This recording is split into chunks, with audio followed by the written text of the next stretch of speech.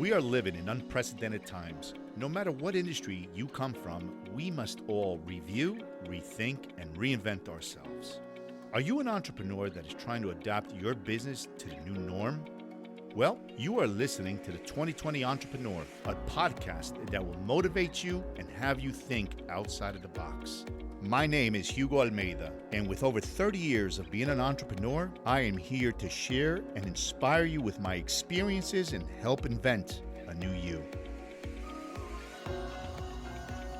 Hello, everybody, and welcome once again to T20E World. Hugo here. I'm excited today because we have a special guest because we're talking about mindset and determination. As soon as I thought of this topic, I reached out to the one and only Vincent Barragan. Vinny, thank you so much for being on our podcast today and taking the time to visit our studios. This is a topic I've been dying to talk to you about. Mindset and determination. So how are you doing today, Vin? I'm doing fantastic, and thanks for having me today. No, I appreciate you coming out here. It's so important, and there's nobody, I think, better qualified to discuss this with me because Vincent's background is just so broad. You know, we all took the structured steps that we're taught on when we're little, you know, grow up, high school, go to college, try to get scholarships, you get your master's. Vinny did that and then some. Today, you're the finance director over at J&J, correct? Yes. Awesome. You graduated at NYU, then you went on to get your master's degree. And where was it? University of? Florida. Go Gators. All right, go Gators. But what many people don't know about Vinny's early on careers right out of college is that he was part of the ROTC program at NYU. And Vinny, talk to me a little bit. What happened just after that? I really excited, had a great opportunity to go to NYU, did ROTC. I did ROTC through Fordham University. That's where they had it, but got a scholarship to go to NYU. That's really how I was able to afford to get there, which is great. I always wanted to go into the military and always really focused on wanting to be like the best that I can be and actually challenge myself the most. Sure. And I knew the infantry was where I wanted to do that at. Earned, a branch assignment to the infantry. And was it a couple of weeks after I graduated college, drove myself down to Fort Benning, Georgia to go to our infantry officer basic course.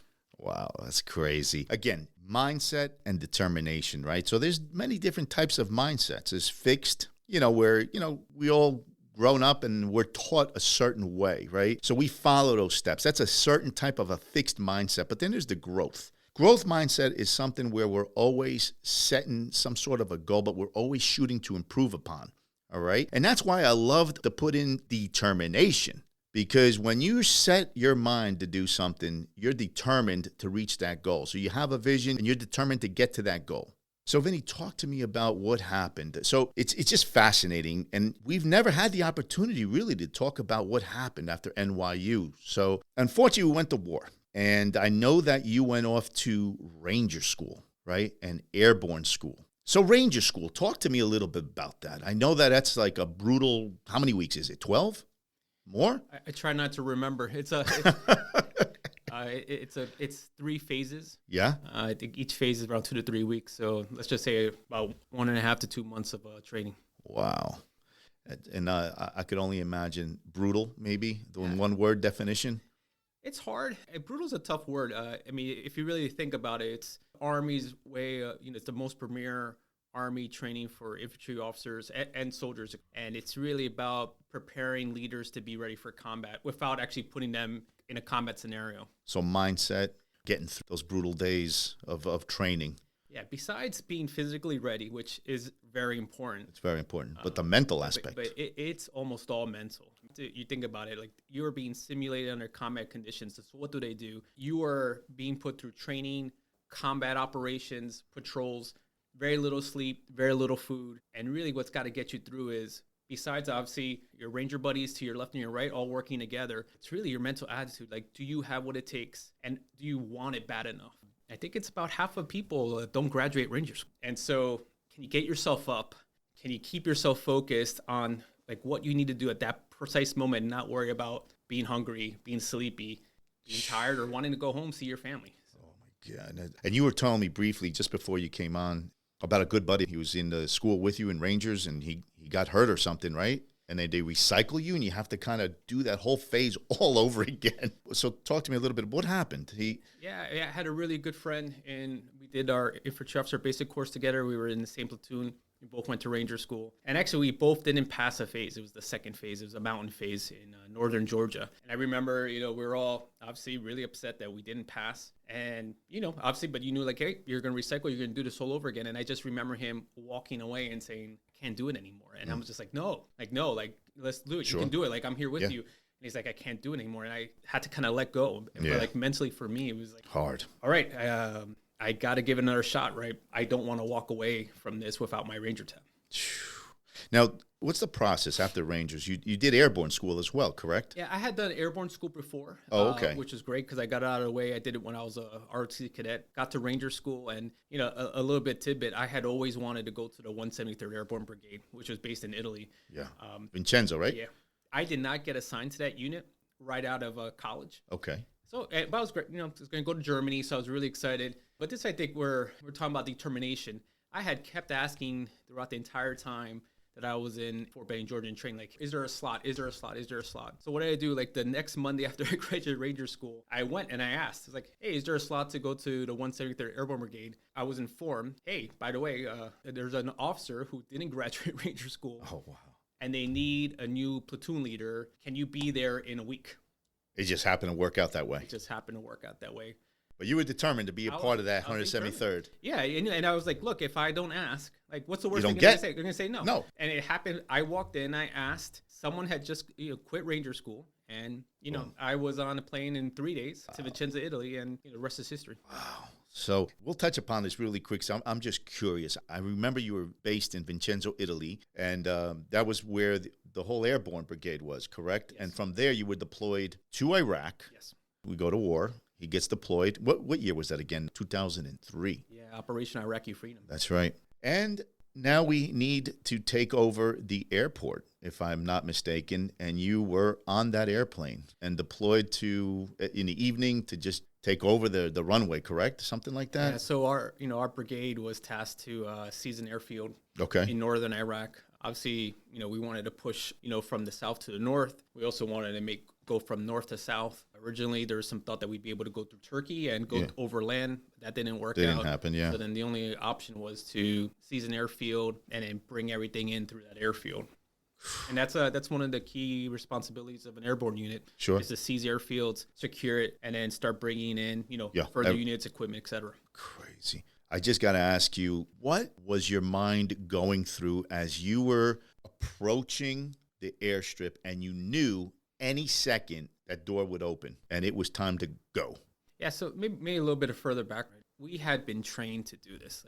If I think about leadership journey as a cadet, even being doing military cadet stuff there in high school. Yeah. This is something we have been trained for. I think about it imagine if you're a lawyer training to try a case and be out there just like you see in TV, and then here you are, or you're in front of the Supreme Court, or here's that big trial. That's what we were. So absolutely, we were all very scared, and it just kind of further framing. I didn't jump into Iraq. I was responsible for really getting everything loaded. I'd landed on day 4. Okay. But again, this is something we were trained for, and we knew we had to do.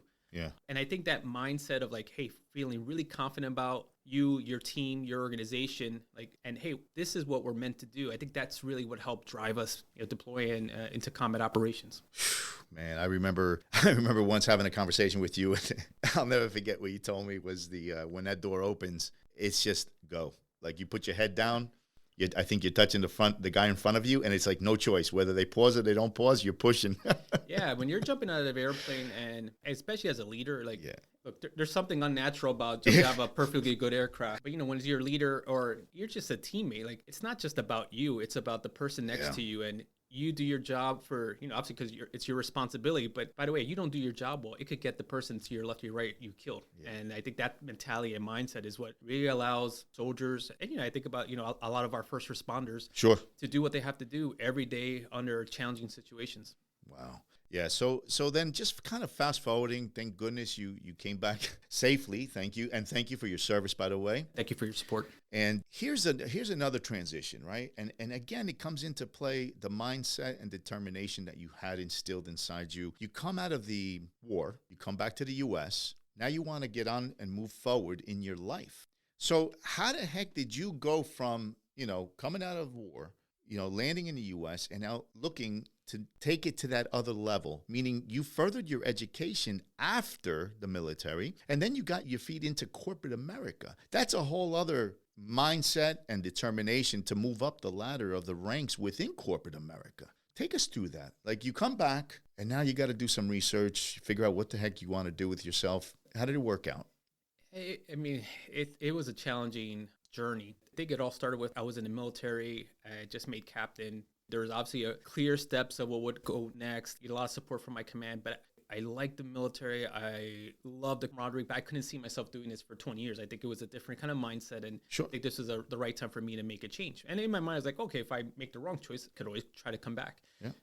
I think there's two things, and I think this is, as I think about, like, how do you prepare yourself for the long term, is something that opened a lot of doors was getting into a really good school that had a good reputation. So even though I hadn't done a business course in a number of years, like having gone to like NYU, to the business school, that gave me a lot of credibility attached with the Army military experience. Sure. But I think that the second piece was like, all right, I really want to make sure I'm set up for success.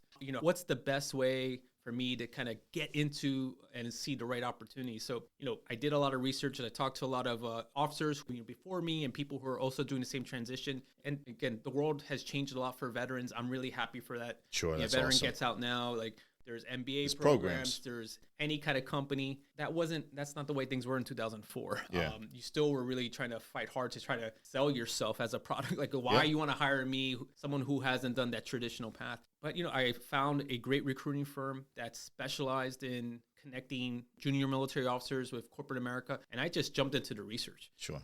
Learning about companies, talking to people. I remember talking to you, talking to other peers, like, hey, what are the kinds of roles that I could be looking at, and what does that mean? And so that was a big focus for me. And that really helped get myself a number of opportunities when I came out of the Army, and I chose Johnson & Johnson. That's awesome. And I know you've had how many years now with J&J? 16 plus years, 17 years in August. Wow, 17 years. So, and then where were you actually? So what did you do? You relocated to Florida? Yeah. So you did your master's while starting your career? Yeah. So I, got out of the Army. I was in New Jersey for a couple of months, and then got an offer to move to Jacksonville, Florida for our vision care business.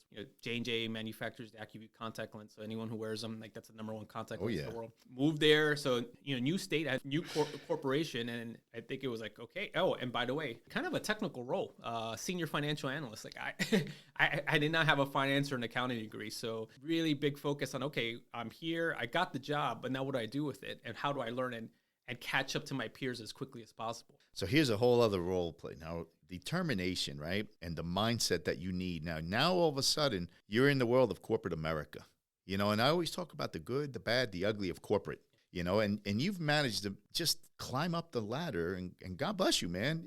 Finance director at J&J. What unit are you with? I'm with our medical device sector. Okay, cool. So we're in the wound closure business. So any kind of surgery, right? You got to close the wounds. Think about like stitches. The technical term is suture. So we make between 50 to 70% of the world's sutures. So pretty much majority of surgeries, my business is a part of that. That's awesome. So talk to me a little bit about the challenges you faced. You want to work your way up the ladder. And listen, there's a lot of our listeners, right, that are just starting into their careers today, right? And there's a battle that goes on within corporate. It's not easy. There's no set steps, right? You got to work for it. It's a complete mindset. You got to set your goals within. Talk to me a little bit about that. And that was a tough transition. The one thing about the military, there is pretty clear paths. I go to infantry basic course. I go to Ranger School. I become a platoon leader. Okay, then I go to the captain's course. I become a company commander. It's very regimented, which is great because it's like you really know what you have to do. You're right. In corporate America, and maybe there's different companies. I think they're more centralized. Sure. But I think in general, it's very self-managed. Mm-hmm. So people who are expecting like their managers or their directors to really tell them like, hey, here's the 3 things you need to do and check the box. Like, that's not the way it goes.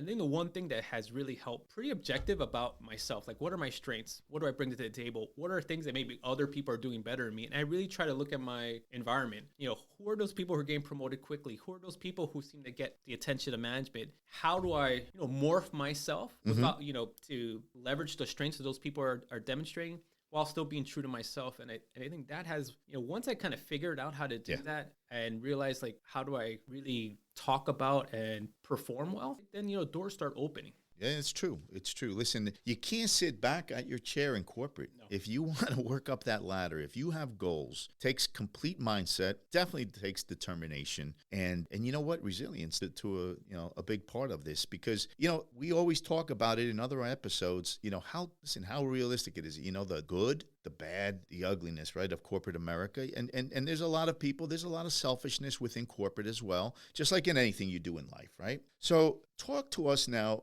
Vinny, just out of curiosity. Now you're a finance director. So you head up a team of approximately how many people? Yeah, I personally have about a 40-person team spread across the globe. And with pandemic and everything, how has that affected the way you go about doing your business? I mean, it must completely be different.